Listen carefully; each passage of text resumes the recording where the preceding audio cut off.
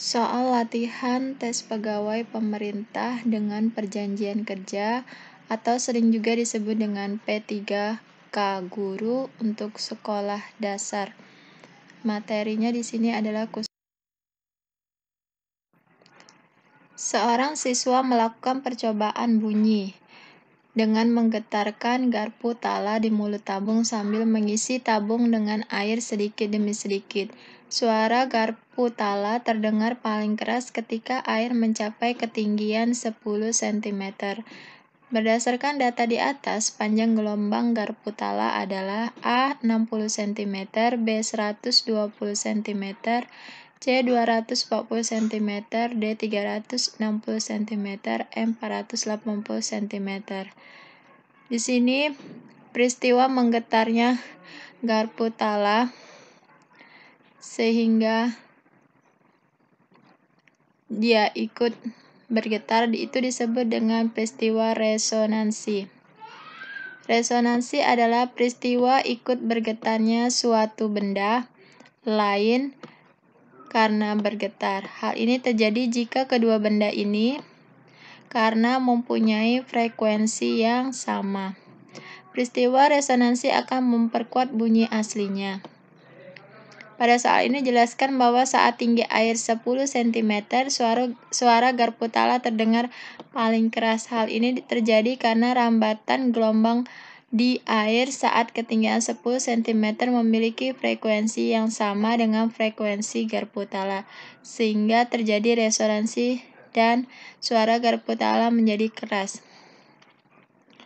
Adapun rumus resonansi garpu tala yaitu Ln sama dengan 2N kurang 1 dibagi 4 kali lambda.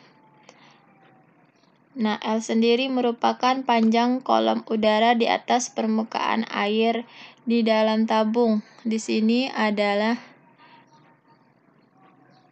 L-nya sendiri tinggi tabung dikurang dengan tinggi air. Tinggi tabungnya adalah 1 meter atau sama dengan 100 cm dikurang dengan tinggi air. Tinggi air adalah 10 cm, jadi hasilnya 90 cm. Selanjutnya 2N kurang 1 per 4. 2 kurang 1 dibagi 4 kali lambda. Nah, lambdanya di sini dikali silang 90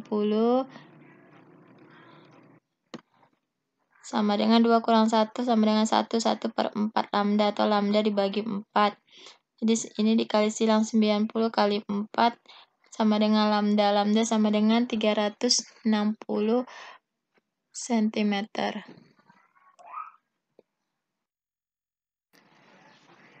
Pemasangan rel kereta api yang diberi tanda X. Tanda X di sini rel kereta api dibuat renggang. Dimaksudkan untuk A, pada waktu udara dingin rel tetap lurus, salah ya.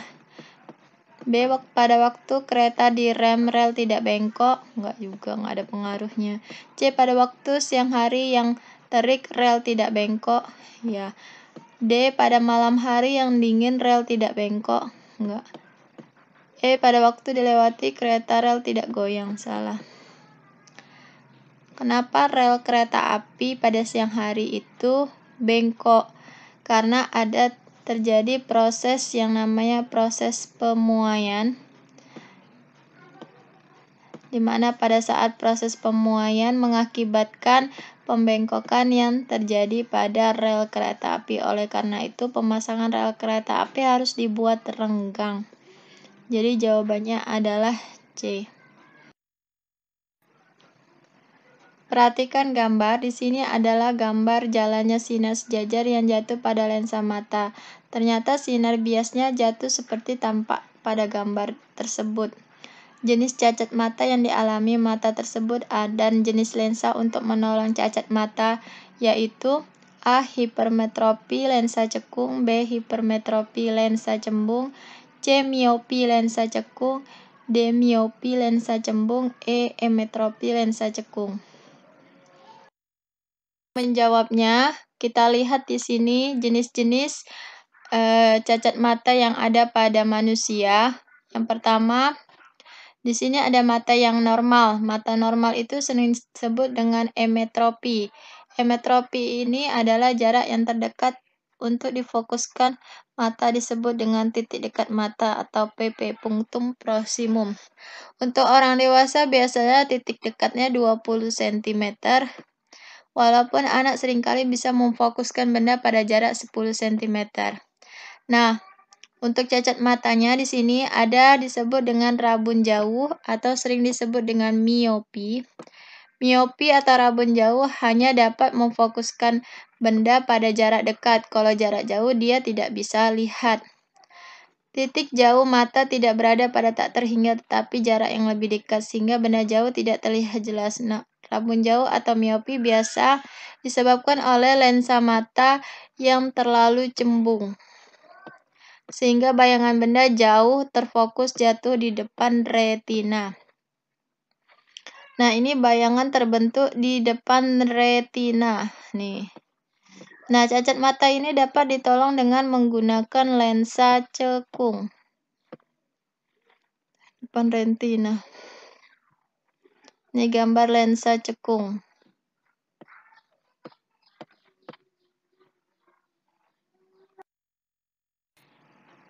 Selanjutnya, rabun dekat atau disebut juga dengan hipermetropi. Hipermetropi adalah mata tidak dapat memfokuskan benda pada jarak dekat, tapi kalau jarak jauh dia bisa. Titik dekat PP agak lebih besar dari mata normal 25 cm yang menyebabkan sulit membaca. Kelainan ini disebabkan oleh lensa mata terlalu pipih, sehingga bayangan benda yang terlihat terbentuk di belakang retina. Nah, perhatikan bayangannya ini. Ini di belakang retina. Nah, cacat mata ini bisa ditolong oleh lensa cembung. Ini bentuk lensa cembung.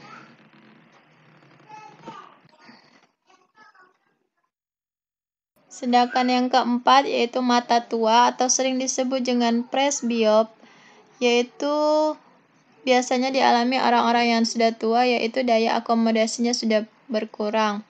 Titik dekatnya lebih jauh daripada titik dekat mata normal, yaitu lebih dari 25 cm, dan titik jauhnya lebih dekat daripada titik jauh mata normal. Oleh karena itu, penderita presbiop tidak dapat melihat benda yang letaknya dekat maupun jauh. Untuk dapat melihat jauh dengan jelas, untuk membaca pada jarak normal dapat ditolong dengan kacamata berlensa rangkap. Kacamata bifokal namanya. Kacamata ini terdiri atas dua lensa, yaitu lensa cekung dan juga lensa cembung. Yang kelima adalah astigmatisme.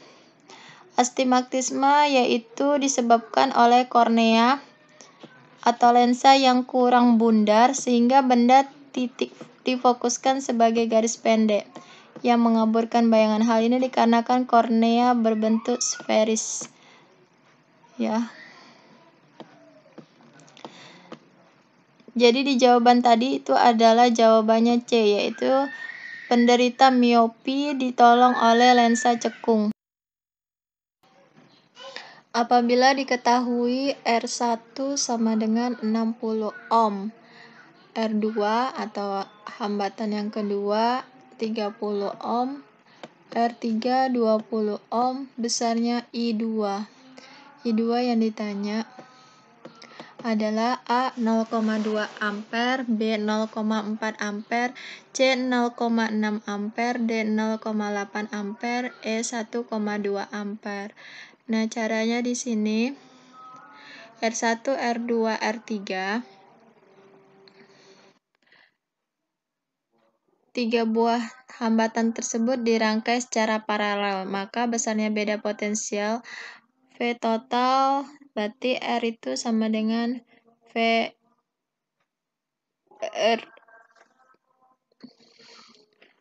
V-nya di sini adalah 12 volt. Berarti V1 per R1, V2 R2, V3 R3. Di sini yang diminta adalah besarnya I2. I2 sama dengan V2 dibagi R2 itu sama dengan V2-nya 12. R2 di sini adalah 30. karena dia paralel. Jadi 12 bagi 30 sama dengan 0,4 ampere. Pak Prajana sedang berada di mobil angkutan yang sedang melaju. Dia membawa segelas air teh tanpa tutup yang ia letakkan di dashboard atau rak minuman. Tiba-tiba sopir angkot mengerem mendadak. Berdasarkan pemahaman Anda tentang pengaruh pada gerak benda, apa yang akan terjadi pada air dalam gelas yang ditaruh di dashboard tersebut? A. Air diam. B. Air tumpah sembarangan arah. C. Air tumpah ke belakang. D. Air tumpah ke depan. E. Air berhamburan ke segala arah. Nah, di sini yang bekerja adalah hukum Newton. Pada saat rem itu terjadi yang namanya sifat inersia atau sifat untuk mempertahankan kedudukannya. Benda yang sedang diam cenderung tetap diam, tapi kalau benda yang bergerak lurus beraturan cenderung akan tetap bergerak. Oleh karena itu, mobil angkot yang semulanya bergerak dan direm mendadak, pada saat direm, benda yang ada di dalam angkot tersebut akan berusaha mempertahankan geraknya. Jadi, air di teh akan tumpah ke depan. Jadi, jawabannya adalah D.